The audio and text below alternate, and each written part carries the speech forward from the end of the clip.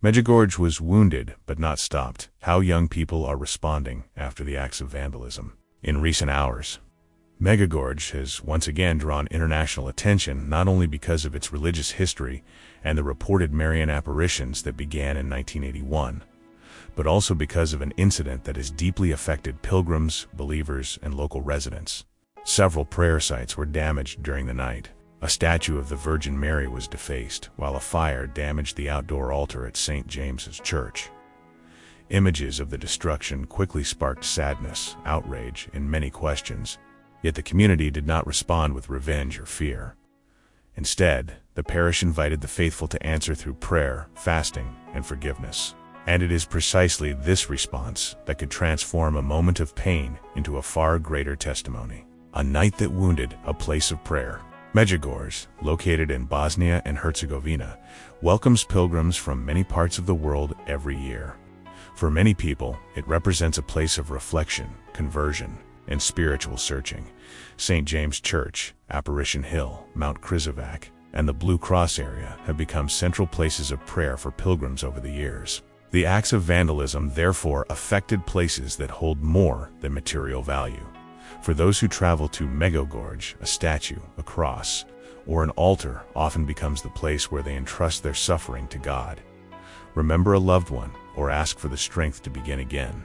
According to the statement released by the parish, cleanup and repair work began immediately, with the goal of reopening the damaged prayer areas as quickly as possible.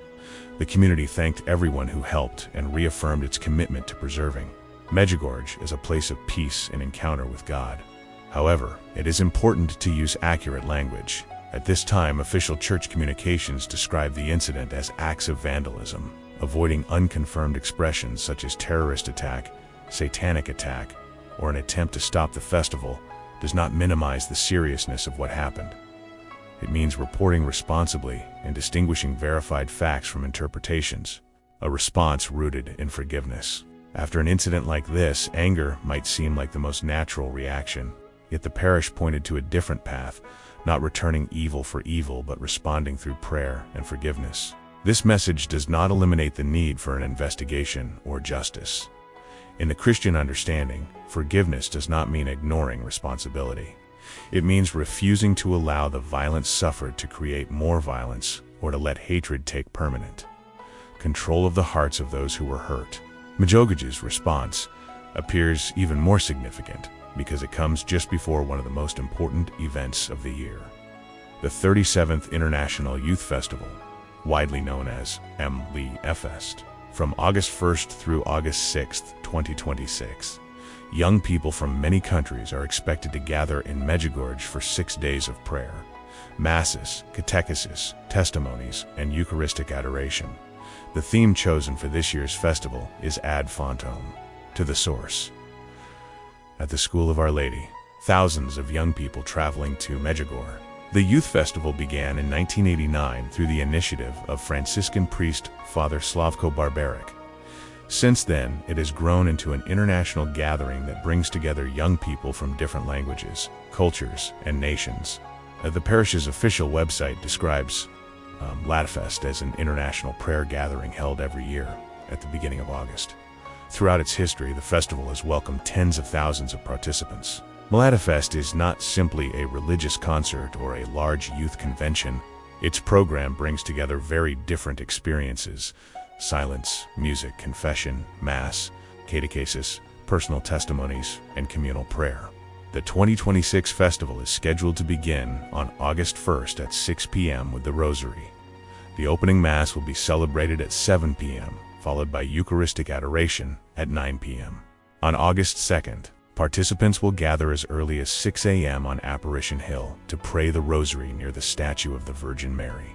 The day will also include masses for different language groups, catechesis, testimonies, the evening Mass, a procession with the statue of the Virgin Mary, and Eucharistic adoration. From August 3rd through August 5th, the program will continue with prayer, meetings, and liturgical celebrations. Among the most moving moments will be a candlelight meditation, prayer before the cross, and the final missionary sending. The festival will conclude on August 6th with the climb up Mount Križevak and an early morning Mass on the mountain. From destruction to hope. The most powerful image of these days may be the contrast itself. On one side, a fire-blackened altar and a damaged statue. On the other, thousands of young people arriving to pray. This is not about turning suffering into a spectacle. It is about recognizing that a religious community can be attacked through its symbols without losing its ability to believe, welcome others, and rebuild.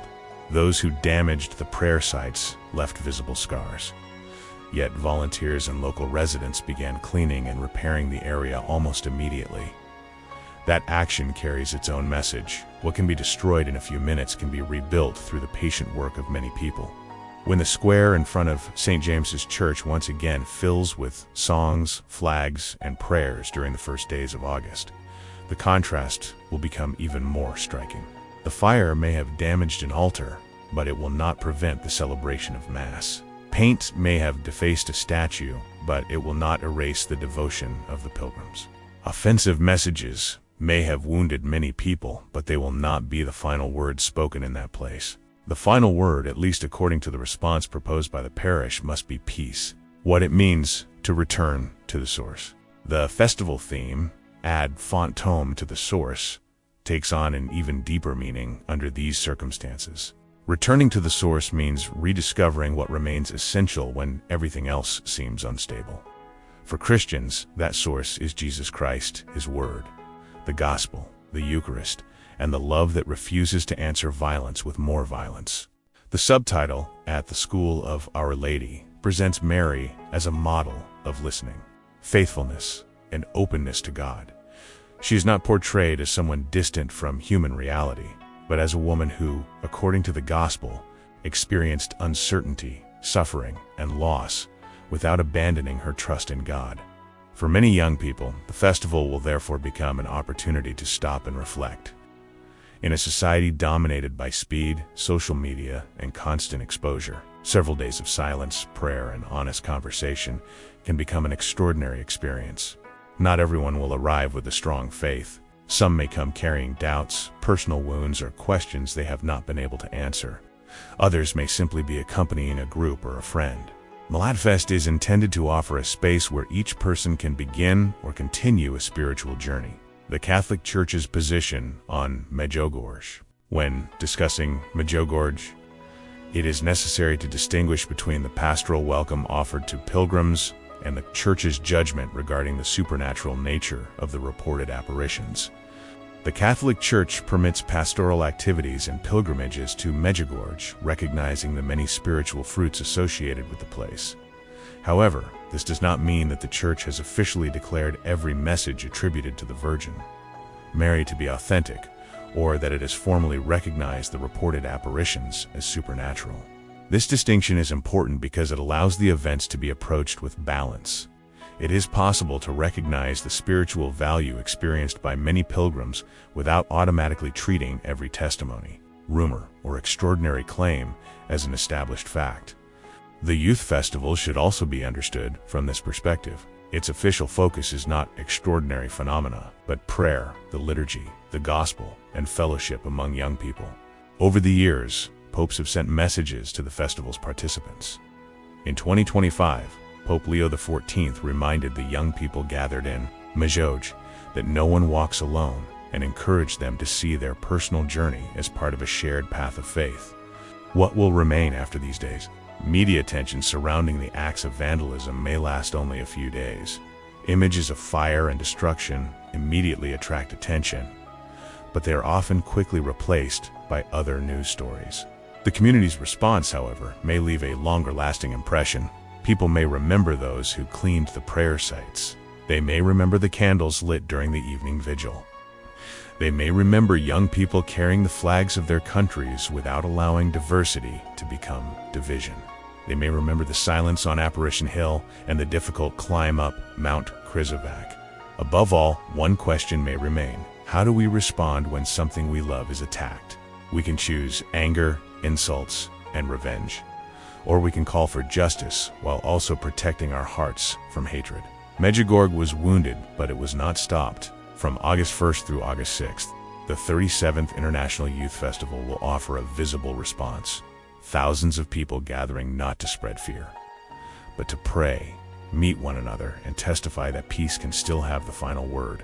And perhaps that will be the most extraordinary response of all, not a dramatic act, not revenge, and not another confrontation, but a crowd of young people choosing to light a candle in the face of destruction.